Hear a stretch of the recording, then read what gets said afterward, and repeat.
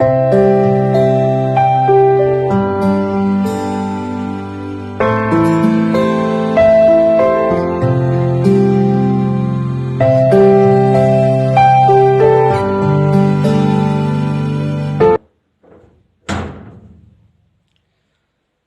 यस्सु के ज़िंदा जलाली बाबरकत नाम में तमाम सुनने वाले बहनों, भाइयों, बुज़ुर्गों को पाकिस्तान से आपके भाई होगन जॉन सोहतरा का अक़ीदत भरा सलाम।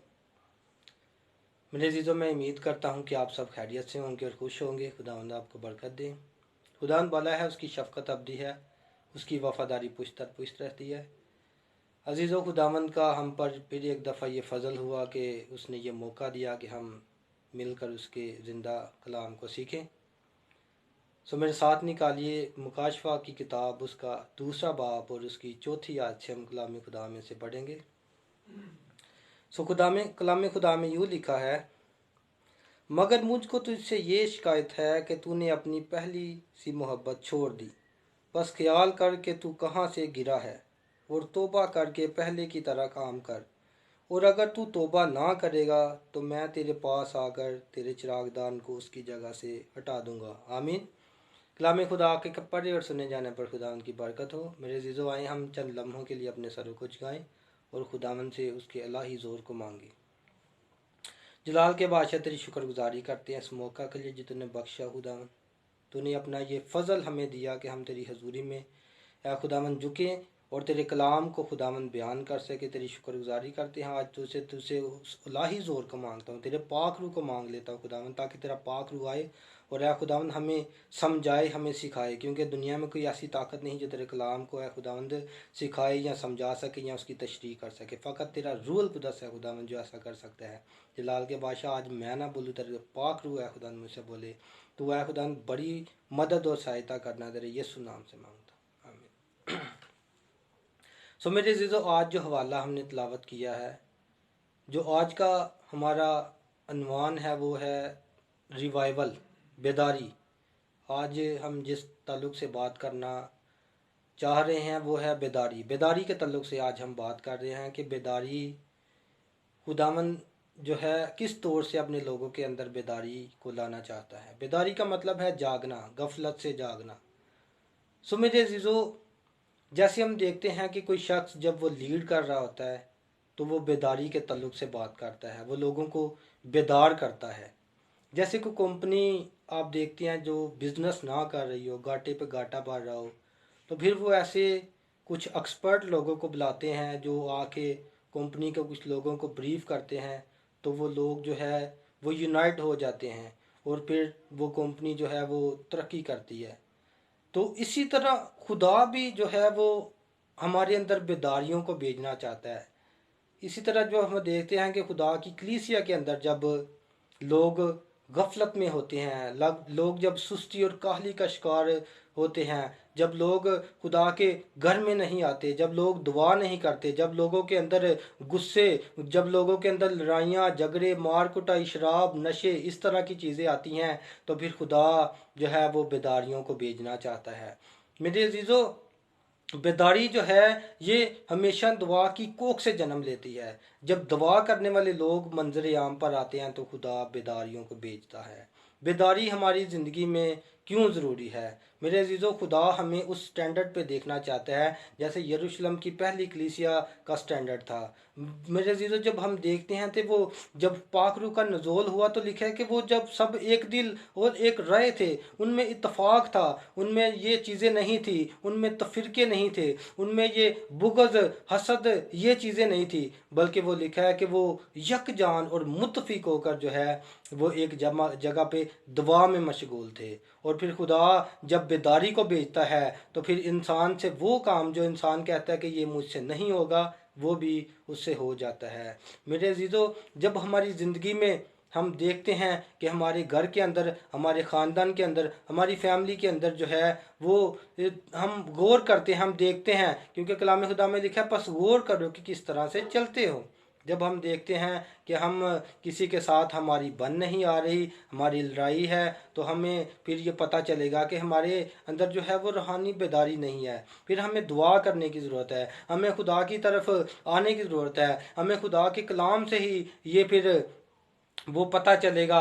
और खुदा की रोशनी में अगर हम चलेंगे तो फिर खुदा अपने लोगों के अंदर जो है वो बेदारी को भेजता है। और बेदारी हमेशा दुआ करने से आती है। जब हम दुआ करेंगे, जब हम खुदावंद की हजूरी में आएंगे, जब हम अपने गुनाहों से तौबा करके उसकी तरफ आ जाएंगे, उसके हजूर गिड़गिड़ाएंगे, उसके हजूर सजदा रेज होंगे, तो खुदा बेदारी को भेजता है। और जब खुदा बेदारी को भेजेगा तो फिर हमारे लिए किसी काम का करना जो है वो मुश्किल नहीं होगा।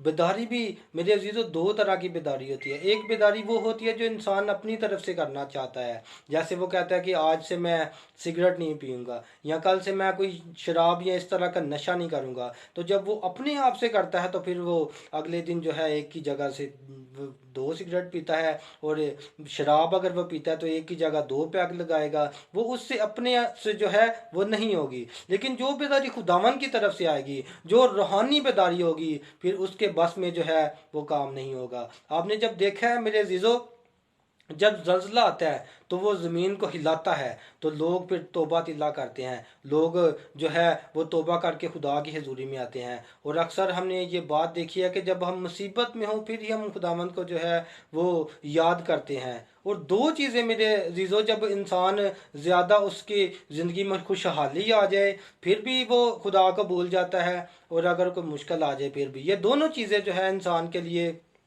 एक जैसी नहीं है। इमसाल की किताब में सलमान कहता है कि मुझे इतना भी ना दे दे कि मैं तेरी तकफीर कर दूं, और इतना भी कम भी ना दे कि मैं तुझे भूल जाऊं। ये दोनों चीज़ें जो है ये हमारे लिए, किसी को खुदा जो है वो गुर्बत से आजमाता है, किसी को अमीरी से आजमाता है। तो दोनों हालतों में हमने खुदावन के साथ जो है वो ईमान के साथ रहना है, उसकी मर्ज़ी को जो है वो पूरा करना है। मेरे जीजू, आपने देखा होगा कि जब फ्लड आता है, जब सैलाब आता है, तो फिर लोग, आपने देखा है कि जब सैलाब आता है, जब बहाव आता है, तो फिर आप देखते हैं कि बड़े बड़े दरख्त, भैंसे, घर, खंबे, बड़ी बड़ी चीज़ें जो है वो ऐसे ही जा रही होती हैं। वो पानी के बहाव के आगे जो है वो बेबस हो जाती हैं, बेवजन हो जाती हैं। इसी तरह मेरे अजीज़ों, जब पाक रूह का बहाव आता है तो फिर हमारी ज़िंदगी से जो है वो नशा छूट जाता है। हमारी ज़िंदगी से शराब का नशा, सिगरेट का नशा, हमारी ज़िंदगी से कोई भी ऐसा काम जो हम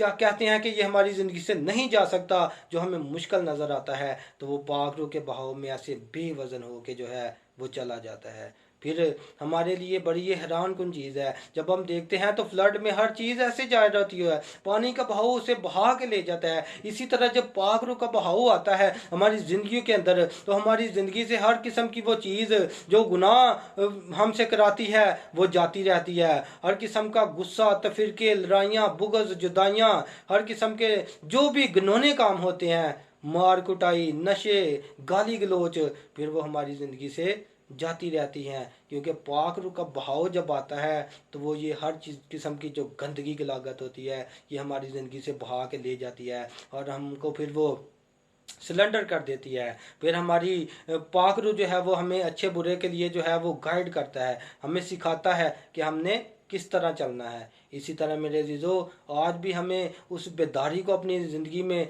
रिस्टोर करने की ज़रूरत होती है। जब हम उसकी पहली मोहब्बत को अपने अंदर रिस्टोर कर लेते हैं, जब हम अपना पहला मोहब्बत का रिश्ता उससे इस्तवार कर लेते हैं, तो खुदा फिर बेदारियों को भेजता है। और जब खुदा फिर बेदारी को भेजता है तो फिर मेरे अजीज़ों हमारी ज़िंदगी जो है वो उसकी मर्ज़ी के मुताबिक हम उस ज़िंदगी को गुजारते हैं, और फिर खुदा हमारी ज़िंदगी में ब्लेसिंग को जारी करता है, खुदा हमारी ज़िंदगी में बरकत को जारी करता है। फिर हमारी ज़िंदगी से हर किस्म के हमारी जो टेंशन डिप्रेशन होता है वो जाता रहता है, क्योंकि खुदा के उस रूह की बेदारी से, उस रूह के बहाव से हमारी ज़िंदगी से वो हर किस्म की परेशानियाँ और हर किस्म की वो चीज़ें जो खुदा को नापसंद है वो जाती रहती हैं। तो मेरे अज़ीज़ों, आज हमें खुदा से उस पहली जैसी मोहब्बत को जो है वो दोबारा बहाल करने की ज़रूरत है, हमें तौबा करने की ज़रूरत है, और हमें खुदा से उस रिश्ते को जो बाग़-ए-अदन से टूट गया था उसको दोबारा जो है वो कायम करने की ज़रूरत है।